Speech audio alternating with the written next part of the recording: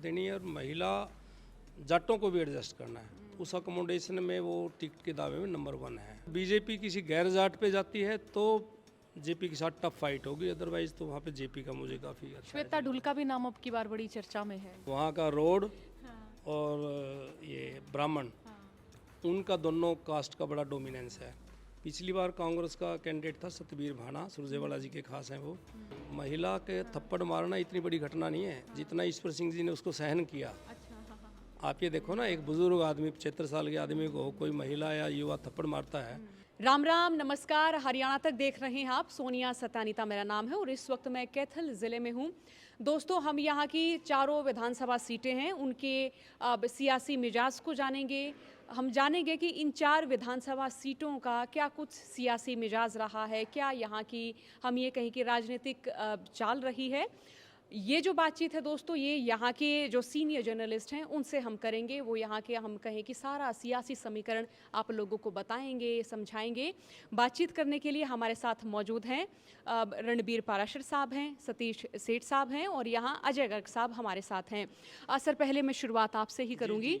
अब यहाँ की ज़रा सियासी तासीर के बारे में हमें बता दें और साथ में मैंने जैसे 4 सीटों का जिक्र किया है तो बारी बारी 4 सीटों पर आपका आकलन, आपके पूरे राजनीतिक इस जीवन में क्या कुछ आपने यहाँ पर देखा, वो सब बता दें सर। देखिए, कैथल में हम डिस्ट्रिक्ट हेडक्वार्टर कैथल से शुरू करते हैं। पिछली बार यहाँ से बीजेपी के जीते थे। 2014 में बीजेपी के चुनाव हार गए थे राव सुरेंद्र सिंह, और इस बार भी संभवतः लीलाराम जो सिटिंग एमएलए हैं बीजेपी के, उन्हीं को ही टिकट की कल जो 55 सीट्स फाइनल की हैं उसमें यहाँ का नाम है। और दूसरी तरफ से कांग्रेस और बीजेपी में सीधा ही मुकाबला रहेगा। पहले कभी इनेलो और कांग्रेस का मुकाबला होता था, ख़ास तौर पे पिछले चुनाव से लेके अब तक ये डायरेक्ट बीजेपी में और कांग्रेस में फाइट है। बाकी जो पार्टियां जिनको चौधरी देवीलाल के वंशज या उनकी पीढ़ी चला रही थी, वो इस बार फुटबैक बहुत ज़्यादा पीछे चल रही हैं। और इस बार का सीधा ये है कि 10 साल की एंटी इनकम्बेंसी बीजेपी को बहुत तंग करेगी। आम लोगों में आवाज़ है कि बीजेपी को हम चेंज चाहते हैं बीजेपी से। रणदीप सुरजेवाला जी काफ़ी दमदार कैंडिडेट हैं, बहुत पुराने हैं, वरिष्ठ नेता हैं, और मैं समझता हूँ कि पिछले 2 महीने से वो उनका जो उनकी टीम है वो गांव-गांव, गली-गली, मोहल्ले में काम कर रही है। बीजेपी पे अभी तक लैकिंग है, बीजेपी इस मामले में पीछे है। और जहाँ तक कलैत का ताल्लुक है, कलैत में पिछली बार बीजेपी की पहली बार ही सीट बीजेपी ने जीती थी। उससे 2014 में जयप्रकाश थे, इस बार जयप्रकाश के लड़के आएंगे। और बीजेपी संभवतः कमलेश डांडा के अलावा कहीं आगे बढ़ नहीं पा रही किसी और को टिकट देने के लिए। संभावना ये जताई जा रही थी कि उनकी सीट चेंज होगी, लेकिन रात से ये प्रबल संभावना है कि वही मुकाबले में आएंगी। लेकिन वो एक नॉन परफॉर्मर मैं कहूँ कि विधायक रही हैं, मंत्री भी रही हैं, उनके इलाके में भी मैं मानूँ कि कोई उन्होंने ऐसा काम किया नहीं कि जिससे जनाधार बढ़े उनकी पार्टी का, उनका खुद का भी दबदबा हो।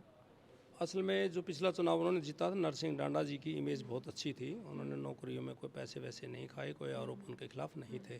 उसको बीजेपी ने कैश किया, उस बात को। डांडा साहब लास्ट के 4-5 साल बीजेपी में रहे। ये सही है कि थोड़ा सा उनको जो उनकी जो व्यक्तिगत छवि है उस पर लोगों ने छींटा कसी की है, लेकिन बीजेपी की मजबूरी है कि उसको पूरे हरियाणा में कुछ महिलाएं टिकट देनी है और महिला जाटों को भी एडजस्ट करना है। उस अकोमोडेशन में वो टिकट के दावे में नंबर 1 है, और बाकी कोई ऐसा चेहरा लगा नहीं जो बीजेपी संभवतः जिस पे विश्वास करे जाटों में। और पूरे ज़िले में अगर जाट को एक भी टिकट ना दे तो वो बीजेपी के लिए बड़ा खतरनाक साबित होगा। हमारा जाट डोमिनेटिंग एरिया है, आप समझो नरवाणा का, कलैत का, एडजॉइनिंग डिस्ट्रिक्ट की सारी, गुड़ा चीका में बहुत जाटों का एरिया, लेकिन वो सीट रिजर्व है। तो बीजेपी की मजबूरी है जाट को टिकट देना, और नोटेड जो प्रख्यात चेहरा है वो कमलेश ही हैं जाट के रूप में। और यहाँ कांग्रेस से कलायत की हम माने तो काफ़ी सारे चैलेंजेस है वहाँ पे, सारे पढ़े लिखे विदिन कांग्रेस काफ़ी चैलेंजेस है। सुरजेवाला जी अलग डोमिनेट करते हैं, वीरेंद्र सिंह जी अलग डोमिनेट करते हैं। जेपी का तो अपना घर है। हमारा जो गांव है खरक पांडवा, उसके 4 गांव हैं, खरक पांडवा, दुब्बल, रामगढ़ पांडो और कोलेखा। खरक पांडो से जेपी जीत चुका, हिसार से एमपी 4थी बार बने हैं, पहले एमएलए रह चुके, मास्टर जोगीराम बने, रामगढ़ पांडव से गीता बुक्कल बनी, दुब्बल से खुद जेपी बना, तो शेरदा से भी रहे। कलैत हल्का में सबसे ज़्यादा शायद हरियाणा का ऐसा गांव हो रोहतक के इलाके के बाद जहाँ से जिसने ज़्यादा एमएलए पैदा किए, तो वो इलाका बीकेयू के कारण भी कलैत का भारतीय किसान यूनियन काफ़ी एक्टिव रही है। फतेह सिंह फतवा और ये जो गुणी प्रकाश वगैरह थे सारे उनका एरिया था ये, तो उसका काफ़ी असर है। और अगर बीजेपी किसी गैर जाट पे जाती है तो जेपी के साथ टफ फाइट होगी, अदरवाइज तो वहाँ पे जेपी का मुझे काफ़ी अच्छा श्वेता ढुल का भी नाम अब की बार बड़ी चर्चा में है। देखिए वो मैं इसमें थोड़ा सा आपसे मतभेद रखूँगा कि रणदीप सुरजेवाला जी को कितनी टिकटें मिलती हैं। पार्टी की इन फाइटिंग लोगों के माइंड में मैसेज यही तो गलत है। रणदीप जी चाहते हैं कैथल से भी मेरा आदमी लड़े, पुंडरी से मेरा लड़े, कलैत से मेरा लड़े। इसी तरह शैलजा अपने चाहती 20 टिकटें। हुड्डा साहब खुद डोमिनेट कर बहुत ज़्यादा गुटबाजी का के कारण मुझे लगता कलैत में जेपी के अलावा पार्टी किसी और को टिकट दे पाएगी। Frankly speaking nobody in fray, कोई लाइन में है ही नहीं। अगर ये पार्टी सिद्धांत पे चलती है कि सीटिंग एमपी को नहीं देनी और एमपी के रिश्तेदार या बेटे को नहीं देनी, तो फिर डेफिनेटली किसी और के बारे में सोचेंगे। श्वेता ढुल मुझे सुरजेवाला जी के साथ पैदल यात्रा वगैरह नज़र आई और तो कहीं एक्टिव नज़र नहीं आई। तो ये कह के सोशल मीडिया का जो हम फॉलोइंग देखते हैं वो धरातल पे नहीं है। हम थोड़े पिछड़े हुए हैं कैथल डिस्ट्रिक्ट इसमें सोशल मीडिया के मामले में थोड़े से पिछड़े हुए हैं। बहुत ज़्यादा आपका उधर पानीपत, आप सुना अपना भरत शिकारा वगैरह, आपका रोहतक एरिया, हिसार, उधर बहुत लोग डोमिनेंस है सोशल मीडिया पे। हम पता नहीं, तो मुझे नहीं आता इसलिए हम पिछड़े हुए हैं मुझे लगता है। अच्छा, सतविंदर राणा का?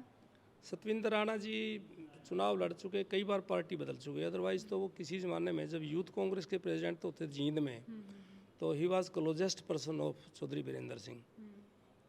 फिर वो जिला में कई भूमिकाओं में रहे, फिर कैथल डिस्ट्रिक्ट बन गया, एक्टिव रहे। अगर राजपूतों को टिकट देगी कांग्रेस तो ज़रूर उनका नाम कंसीडर होना चाहिए। पिछली बार जेजेपी से लड़े थे। पार्टी थोड़ा सा ये भी देखते ना, एक आदमी बार बार दल बदल रहा है, बार बार दल बदल रहा है, तो उसका जो पॉलिटिकल सिग्निफिकेंस है उसमें डाउनफॉल आता है। ये सतविंदर जी के साथ स्थिति है। अब पुंडरी सीट की बात करें तो सर, क्योंकि मैं कहूँ कि पुंडरी शायद बड़ी बगावती लोगों की सीट रही है, निर्दलीय ही बने यहाँ से। मैं कहता हूँ कि सारे ज़िले में अगर सबसे ज़्यादा सियाने लोग हैं तो वो पुंडरी हल्का के हैं। वहाँ का रोड और ये ब्राह्मण, उनका दोनों कास्ट का बड़ा डोमिनेंस है। पिछली बार कांग्रेस का कैंडिडेट था सतबीर भाना, सुरजेवाला जी के खास हैं वो, तो अच्छी फाइट दी उसने, लेकिन फिर भी जीता बीजेपी का बागी रणधीर गोलन। तो इस बार ये पहले कौन किसकी टिकट अनाउंस करता है। बीजेपी ने आज और कल में सारी टिकटें अनाउंस कर देनी है। अगर वो पहले रोड पे दाव खेलती है तो कांग्रेस ज़रूर ब्राह्मण को देगी। कुछ नहीं पता, दिनेश कौशिक अभी एक्टिवली 5 साल से बीजेपी में काम कर रहे हैं। अगर उनको टिकट नहीं मिली तो वो अगर कांग्रेस में दाव चल गया तो कांग्रेस के ले लेंगे, नहीं तो इंडिपेंडेंट पक्का लड़ेंगे। और हुड्डा साहब के वहाँ सुल्तान जडोड़ा है, लीडर वहाँ सारे ठीक ठीक हैं, अच्छे हैं, मतलब कोई बहुत बड़ा स्कैम कोई हुआ नहीं। लेकिन मैं ये कहूँ कि ये जो सीट है पुंडरी दोस्तों, इसकी खास बात ये रही है कि जो पार्टी से टिकट मांगते हैं उनको टिकट नहीं मिलती है और वो फिर बागी बगावती होकर चुनाव लड़ते हैं, तो उनको ज़रूर जितवाते हैं ये लोग। हाँ पक्का, वही मैं पक्का बता तो रहा किसी हूँ। पार्टियों के सिंबल पे क्यों नहीं है यकीन यहाँ के लोगों को? नहीं, यकीन की बात नहीं, वो अस्थिर राजनीति में स्थिरता है नहीं ना। अच्छा। अगर एक आदमी पार्टी से, जैसे सतबीर भाना को इस बार अगर टिकट मिलती है, मैं कहता हूँ भी वो he will perform very good. जीते हारे तो देखो पता नहीं, लेकिन वो बहुत अच्छा काम कर सकता है लड़का, अच्छा रिजल्ट देगा, मेहनती है। अगर दिनेश कौशिक को दे दी वो उससे भी ज़्यादा भारी पड़ेगा। अगर सुल्तान जडोड़ा को कांग्रेस देती है वो बिल्कुल ऐसा लगता है जैसे एक तरफा जीत जाएगा। अगर बीजेपी इसको तेजवीर को देती है तो तेजवीर भी 5-10 साल से इसी में काम कर रहा है पार्टी में, तो एकदम अनुमान लगाना वहाँ के लिए बहुत टेढ़ा काम है, बहुत दिक्कत है। वो लोगों की, पॉलिटिकल लोगों की अवेयरनेस, जो लोगों की आम मतदाता की अवेयरनेस भी इसमें रास्ता नहीं देते। सीधा कोई महिला विधायक नहीं बनी इस सीट से? पुंडरी से नहीं बनी, कोई नहीं बनी जी पुंडरी कोई। महिला तो हमारे इलाके से गीता बुक्कल बनी, और 70s में सेठ साहब ज़्यादा बता सकते हैं, बहुत क्लोज रहे। ओम प्रभा जैन जी थी शुरू में, ओम प्रभा जैन जी बंसीलाल जी की सरकार में नहीं, वो इंदिरा गांधी की खास थी। अच्छा। और बंसीलाल जी के खास चरणदास जी थे। लास्ट चुनाव जब उनको हराया गया फिर वो राजनीति से रिटायर हो गई, फिर उनको चली गई दुनिया से। आगे कमलेश डांडा जी। हाँ तो नहीं, गीता बुक्कल जीती क्लैच से। कमलेश ढांडा कैथल, कैथल में, हाँ मैं घर कैथल में है। की बात करूँ तो हाँ। हाँ बस गीता ने डोमिनेट किया पिछली सरकार में, हुड्डा साहब की सरकार में। अच्छा, वो अच्छा पोर्टफोलियो रहा।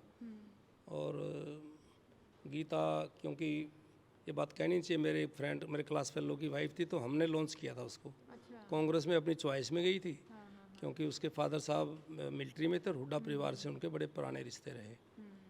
तो हमारा तो रिश्ता, हम किसी पार्टी में रहे ना रहे, गीता बुक्कल से तो वही रिश्ता है। अच्छा, उनकी राजनीति की शुरुआत इसी बेल्ट से हुई? कलायत से हुई, कलायत से। कलायत से। और वो एमएलए रही, दूसरे प्लान में वो एजुकेशन मिनिस्टर बनी।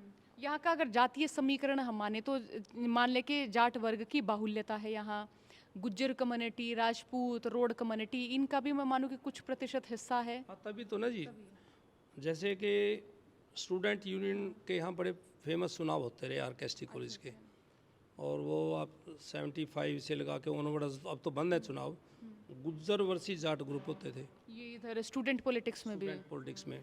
तो लीलाराम भी स्टूडेंट जो यूनियन थी उन्हीं से वो कॉलेज के प्रेसिडेंट रहे, फिर उभरे।